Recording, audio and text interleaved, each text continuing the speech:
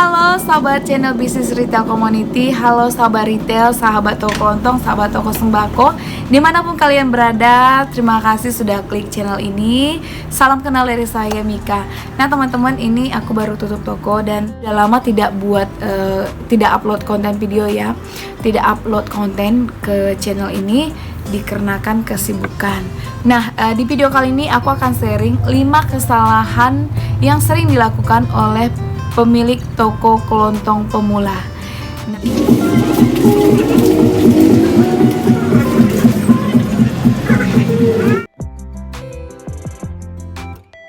Kita tahu bersama bahwasanya toko kelontong, warung sembako ini merupakan salah satu usaha kecil yang masih sangat populer di Indonesia.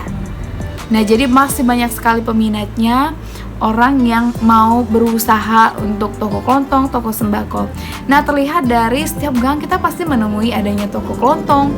Setiap jalan kecil aja pasti ada banyak berdiri toko sembako, toko kelontong. Nah, di sini jelas terlihat bahwasanya usaha toko kelontong ini masih sangat populer, masih sangat diminati. Kenapa? Karena memang toko kelontong atau katakan saja warung sembako yang kita usahakan atau yang kita kerjakan saat ini merupakan usaha yang tetap berkembang. Walaupun zaman semakin canggih, usaha ini tetap berkembang teman-teman. Nah, jadi teman-teman jangan takut. Bagaimana nih kedepannya usaha? Tenang, toko kita masih tetap diminati, masih tetap populer, masih tetap up to date sampai saat ini.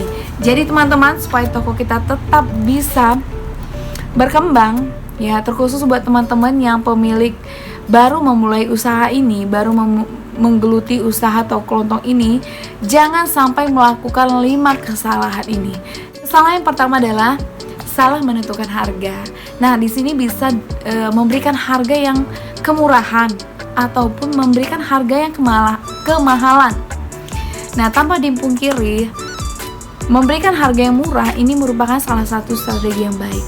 Toko kita akan ramai dikunjungi pembeli kalau kita bisa memberikan harga yang sangat murah kepada pembeli kita. Tapi ingat teman-teman, kita harus tetap hitung-hitungannya, berapa modal, berapa biaya operasional, ini kita tetap harus hitung. Jangan sampai kita memberikan harga yang sangat murah, ya, jadi kita nggak ada untung. Kita bangun pagi, tutupnya malam, untung kita hanya sangat kecil sekali. Nah, jadi teman-teman harus hitung-hitungan. Nah, yang kedua, jangan sampai memberikan harga yang kemahalan juga. Jangan sampai harga kita di atas harga pasaran, pastinya kita dijauhi sama pembeli. Nah, yang kedua adalah desain yang salah. Nah, teman-teman, desain yang salah ini, desain toko pastinya ya, desain toko yang salah, jangan sampai melakukan kesalahan yang ini. Jadi kalau teman-teman salah mendesain toko kita akan terlihat tidak menarik. Contoh nih, kita punya toko yang lebar, sementara barangnya sedikit. Ya, jadi kelihatan ketika orang melintas, barang kita yang sedikit, banyak barang kosong, mereka kurang tertarik untuk berkunjung ke toko kita.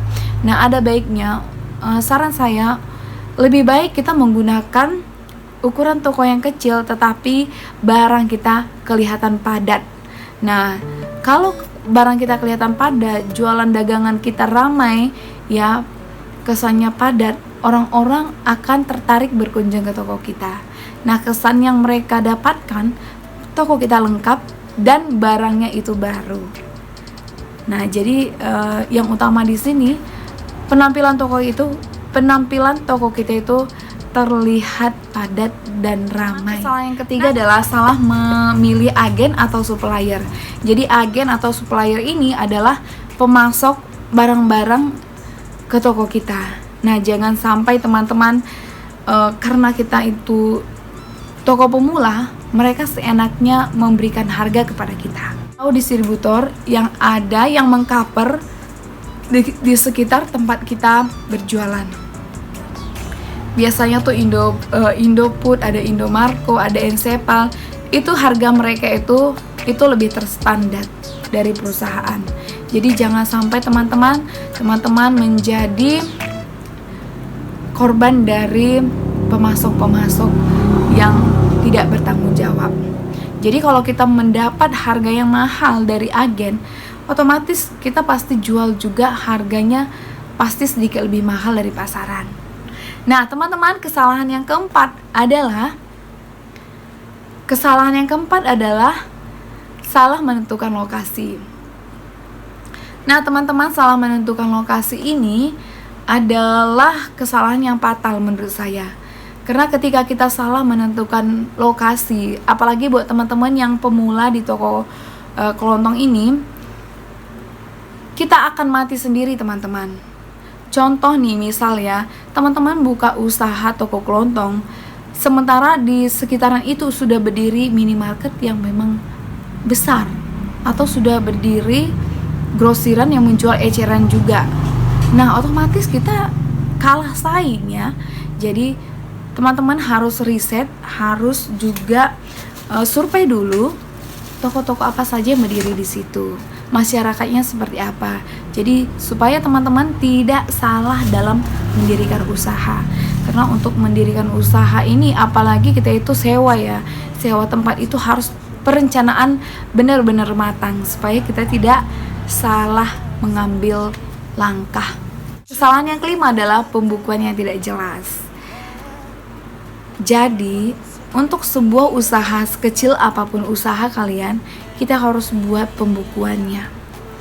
Jadi kita harus catat semuanya sedetail-detail mungkin, apa aktivitas, apa transaksi yang ada di toko kita belanja keluar berapa, kita belanja dari sales berapa, pembayaran rutin bulanan itu apa, kita harus catat sedetail mungkin, teman-teman. Ya, jadi jangan mentang-mentang kita berpikir, toko saya kan masih kecil, ngapain juga aku harus buat pembukuan. Nah, itu hal yang salah.